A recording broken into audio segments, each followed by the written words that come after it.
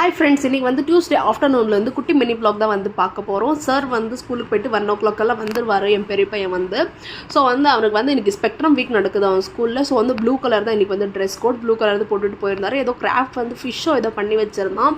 அதெல்லாம் வந்து டெய்லி வந்து காமிப்பா எது பண்ணிக்கிறாங்களோ எல்லாமே. வந்து இப்போ நர்சரி தான் படிக்கிறான்.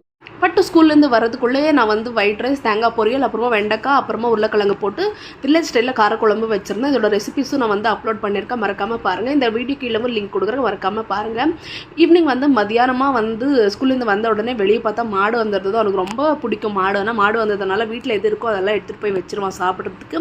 ஸோ வந்து நானும் கொஞ்சம் காய்கறிங்கெல்லாம் வீட்டில் இருந்ததெல்லாம் போட்டு கொடுத்தேன், எடுத்துகிட்டு போய் வச்சுட்டு வந்தான். அப்புறமா ஹோம்ஒர்க்கெல்லாம் க்ளீனாக முடிச்சுட்டு ஈவினிங் வந்து அப்பா கிட்டே போயிட்டு கருவேப்பிலை, வெங்காயம், தக்காளி, உருளைக்கிழங்கு எல்லாம் இருந்தில்ல. ஸோ வந்து அப்பா கிட்ட போயிட்டு எல்லாமே வாங்கிட்டு வந்துட்டோம். இப்போ என் பெரிய பையன் பட்டும் தான் வந்து இந்த மாதிரி கருவேப்பிலெல்லாம் க்ளீனாக வந்து உருவி கொடுக்குறான். சின்னவன் வந்து எடுத்து அதை கொட்ட தான் ட்ரை பண்ணுறான்.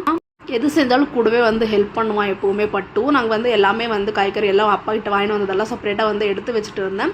அப்படியே கூட வந்து கீரையும் வாங்கிட்டு வந்திருந்தேன். கீரை சாதம் வந்து செய்யலாம் நாளைக்கு ஸ்கூலுக்கு வந்து செஞ்சால் சூப்பராக இருக்கும். அது அதோட ரெசிபி வந்து நான் கண்டிப்பாக ஷூட் பண்ண அப்லோட் பண்ணுறேன், ட்ரை பண்ணி பாருங்கள். அவ்வளோ சூப்பராக இருக்கும் அந்த கீரை சாதம் வந்து சாப்பிட்றதுக்கு. பசங்க கீரை சாப்பிடாத பசங்க கூட கண்டிப்பாக சாப்பிடுவாங்க.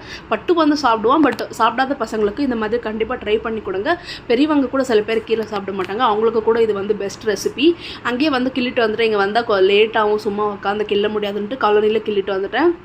அப்படியே மதியத்துக்கு செஞ்ச குழம்புக்கே வந்து இப்போ வந்து களி மட்டும் கலாறினேன். நொய்யோ இல்லை ரேஷன் அரிசியோ போடாமல் மீதமான ரைஸ் வச்சே களி வந்து கலாறிட்டேன் இன்றைக்கி. அப்படியே உங்களுக்கு இந்த வீடியோ பிடிச்சிருந்தால் மறக்காமல் சப்ஸ்கிரைப் பண்ணிக்கோங்க.